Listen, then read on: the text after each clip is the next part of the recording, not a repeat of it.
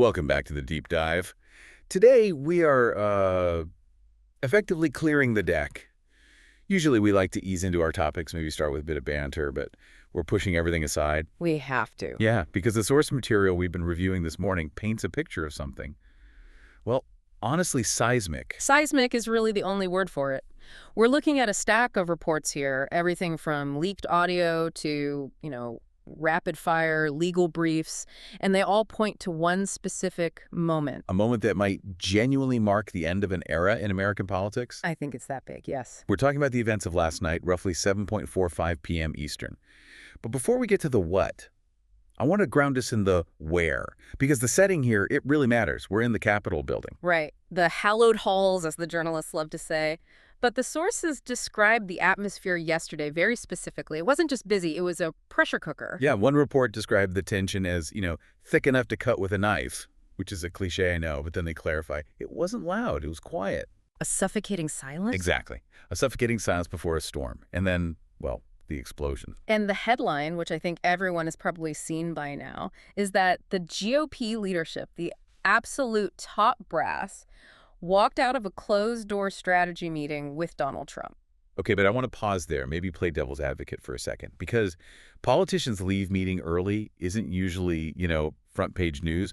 We see staged walkouts all the time. All the time. So why is this specific exit being treated by our sources as a historic revolt? Because of who did it and how they did it. This wasn't a scheduling conflict. This wasn't someone checking their watch. The sources described this as a full-throated rejection. A rejection. And a total rejection. And you have to understand the dynamic inside that room. These were not enemies of the former president. These were the architects of his political survival for the last decade. So the people who built the fortress just opened the gate and left. Exactly. And they didn't just leave, they slammed the door. And our mission today is to figure out the why. Why now? After everything, after all the controversies, why did the dam finally break last night? We're going to dissect the anatomy of this mutiny, look at the legal cascade it's triggering, which is terrifyingly complex, and just ask if this completely reshapes the U.S. map. Let's do it. But let's go back into that room. 7:45 p.m. What triggered the chaos? Well, the meeting was billed as a strategy session. Trump was there to rally support, to, get the band back together. But the accounts we have describe immediate friction. Friction is putting it lightly. Right. We're hearing about raised voices echoing into the hallway. Which, for anyone who knows the Capitol, is extremely rare. I mean, these rooms are soundproof. These people are professionals at keeping dirty laundry inside. So if you can hear screaming in the corridor, something has gone strictly off the rails. One source mentions documents scattered across tables and faces turning red, specifically Trump's face. And then the doors swing open. And out walks Senate Minority Leader Mitch McConnell and House Speaker Mike Johnson. And they aren't alone. They're leading a whole group of senators and representatives. The imagery is just striking. You have the old guard and the new guard walking out in lockstep. It's a unified front of abandonment. And the quotes, usually you get no comment in these situations, but the leaked audio attributed to McConnell, it's scathing. I have the transcript right here. Yeah. He reportedly says, "Enough is enough. We cannot let one man's ego drag the party into oblivion." Oblivion. That is such a heavy word for a politician like McConnell. He's a tactician. He doesn't use apocalyptic language unless he thinks the apocalypse is showing up in the polling data. And you have Mike Johnson. He's usually seen as very aligned with Trump, but his reasoning was that they had to prioritize the nation over personal vendettas. That's the Shakespearean element insiders are talking about. It's the et tu, Brute moment. These people, they rode his coattails to power. They defended him. They were the wall. And now they're just stepping aside.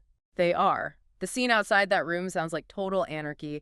Cable news, interrupting, broadcasts, people running. One source actually uses the word anarchy. A surreal mix of pro-Trump chants clashing with anti-Trump celebrations, all while the party leaders march out stone-faced. But here's the thing we really need to drill down on. Explosions don't happen without a spark. Right. People don't just wake up after 8 years and say, you know what, today I'm done. Something forced their hand. Correct. And to understand the walkout, we have to look at what happened about 6 hours earlier, right across the street. At the Supreme Court. The ruling. The ruling.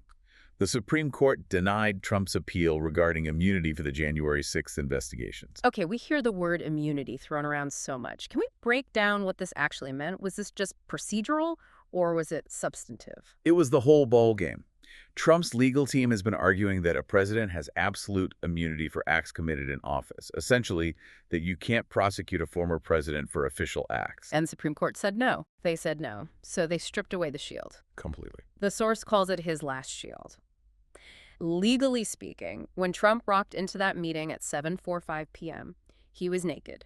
He was no longer a protected executive. He was a private citizen facing potential felony charges without any constitutional armor. And that changes the leverage in the room entirely. It changes everything. See, for years, the GOP strategy was just to weather the storm because they thought the legal defenses would hold. They could delay, they could appeal. But when the Supreme Court, a court with a conservative majority, mind you, said no immunity, the calculation for McConnell and Johnson changed instantly. So Trump goes into that meeting demanding support, asking them to protect him from the law. Yeah. Instead of just nodding along. They looked at the math. McConnell reportedly countered with data. Not emotion, but spreadsheets. Voter fatigue data. Exactly. Yeah. He basically showed that the ship is sinking. The argument was, we can't save you, and if we try, we lose the House, we lose the Senate, and we lose the party's future. So it wasn't a moral stand, necessarily. It was a survival instinct. That's a crucial phrase from our source material. Survival instinct kicking in. The establishment realized that if they stayed tethered to Trump after this ruling, they were going down with him. So they decided to decouple. Exactly, to save the party's identity. And that decoupling, it sounds so clinical. It does. Let's unpack that. Yeah. Because abandonment sounds passive, like you just stop calling someone. But in Washington, abandonment is an active process, isn't it? Oh, absolutely. It's highly coordinated. It's not just about who is shouting, it's about who isn't. Look at the usual defenders. Lindsey Graham, Ted Cruz. Right. Historically, if Trump stubbed his toe, they'd be on Fox News blaming the sidewalk. I'd be filing resolutions against the pavement. But last night, radio silence. Or, at best, these very bland, non-committal statements about focusing on the upcoming legislative agenda. Which is just politician speak for, I am hiding under my desk until this all blows over. Precisely. They are ghosting him, but professionally. The source calls it surgical decoupling. There are reports of late-night phone trees coordinating talking points. That's a strategy. The strategy is to emphasize the rule of law and institutional integrity without actually mentioning Trump by name. So they're trying to dress up a political assassination as a principled stand.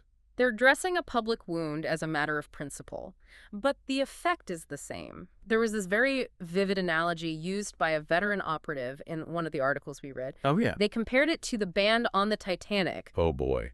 Not the nearer my God to thee moment. Well, not quite.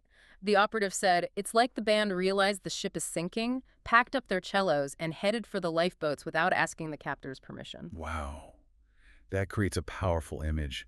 The captain is on the bridge shouting orders, and the band is just gone. And leaving the captain alone on that bridge is dangerous, because that political shield, it wasn't just about good PR, it had real legal consequences.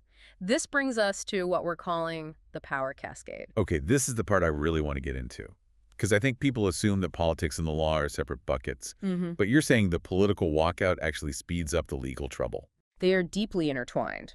This is the so what of the whole thing. Why does a walkout matter legally? Well, for years, a unified GOP front acted as a brake on the justice system. How so? Give me a concrete example. Okay, think about congressional subpoenas. If the DOJ wants a document, a unified party can jam up the works. They can threaten to cut funding. They can hold counter hearings claiming bias. They provide cover. They create friction that makes prosecution too costly or just too slow. Exactly. But now, that cover is gone. The brake line has been cut, and without it, prosecutors and judges can proceed much more aggressively.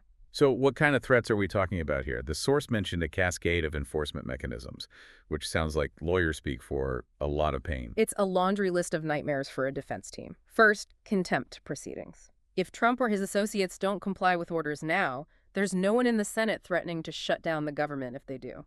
So the political cost of enforcement has dropped to near zero. Pretty much. Then you have the financial side, asset seizures. Wait, asset seizures? Like taking buildings? Potentially. If there are civil fraud judgments outstanding, which we know there are, the state usually moves slowly because seizing a famous building is a political nuclear bomb. But if the politician is isolated, if his own party says he's on his own...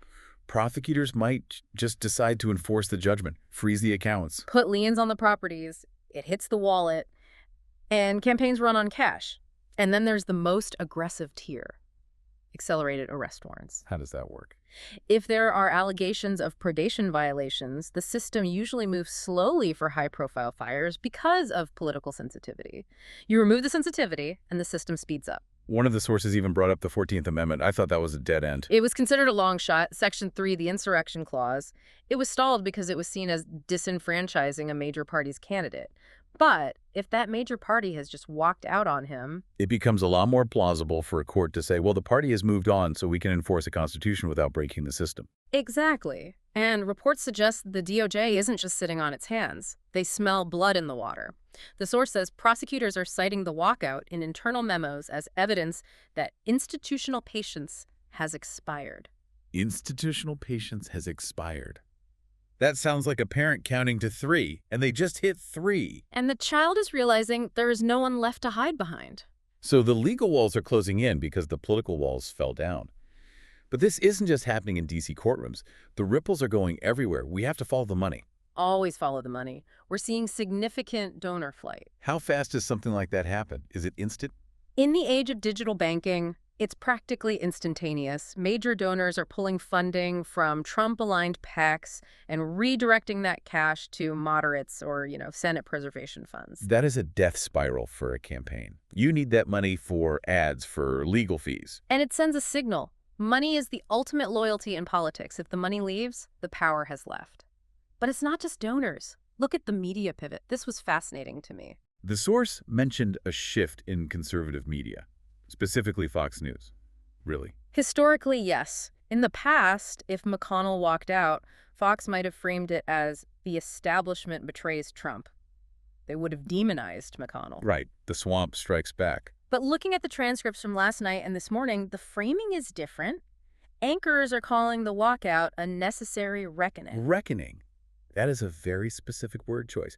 It implies that this was inevitable. It gives their audience permission to let go. It reframes the narrative from Trump versus the deep state to the party versus a liability. Yeah. It's a subtle psychological shift, but it's crucial. It's like they're deprogramming the base in real time.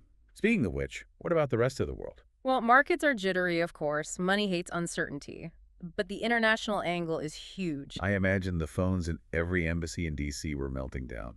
Oh, absolutely. It breaks down into two camps, allies and adversaries. European capitals, London, Paris, Berlin, are issuing these very cautious statements. They're worried about stability. NATO is reportedly reassessing contingency plans. They're worried about who is actually in charge. Essentially. And then you look at adversaries. Russian and Chinese state media are having a field day. I bet they are. They are gleefully amplifying narratives of American collapse. To them, this is propaganda gold. It reinforces their story that democracy is messy and unstable. It's embarrassing on the world stage. Yeah. But I want to bring it back here to the voters, the base. Because the leadership walked out, but the voters didn't.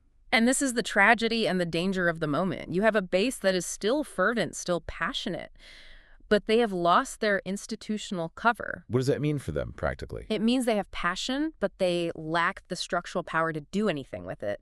The party machinery, the thing that organizes votes, funds rallies, challenges laws, is decoupling from them. So you have this intense energy with nowhere to go. That sounds volatile. It is intensely volatile. Mm-hmm. When you disconnect a movement from the mechanism of democracy, it doesn't just disappear. It tends to curdle. Okay, so let's recap this narrative arc because it's a lot. A legal ruling from the Supreme Court Forced a political choice. Right. It forced the GOP to choose between blind loyalty and political survival. And they chose survival. And that choice led to this historic rupture, the walkout, which leaves Trump isolated in a way he hasn't been since, what, 2015? Maybe ever. Definitely more so. Yeah. In 2015, he was an insurgent with nothing to lose. Now he has a record to defend and legal battles to fight, and he has to do it without the shield. We've talked about the mechanics, but what are the real stakes here? Is this just inside baseball? No. We're watching a stress test of the entire American system. We're finding out if the constitutional guardrails can hold when one of the major political players is in open revolt and his own party has abandoned him. It's like we're taking the car out on the highway and slam the brakes at 100 miles an hour just to see if the airbags work. That is A terrifying but pretty accurate analogy. And the source leaves us with this looming question, which I think is the most important thing for all of us to think about. Lay it on us. With the political shield gone and the GOP moving on, what does Trump do? Does he go for a quiet retreat? I think we all know the answer to that. Quiet isn't really in the vocabulary. Exactly. So, does he initiate a historic confrontation? Does he try to force a constitutional showdown, unlike anything we've seen since the Civil War? If he feels cornered, does he try to burn down the structure itself? That is the question. Is this the end, or is this the start of something even crazier? The enforcement phase is just beginning. And historically, when enforcement meets resistance, that's where things get the most unpredictable. Well, on that cheerful note, Yeah. we are going to be watching this like hawks. The next few days could determine the next few years. It's going to be a history lesson in real time. Thanks for listening to The Deep Dive. We'll be back as soon as there's more to unpack. Stay curious and maybe stay a little vigilant. Indeed. See you next time.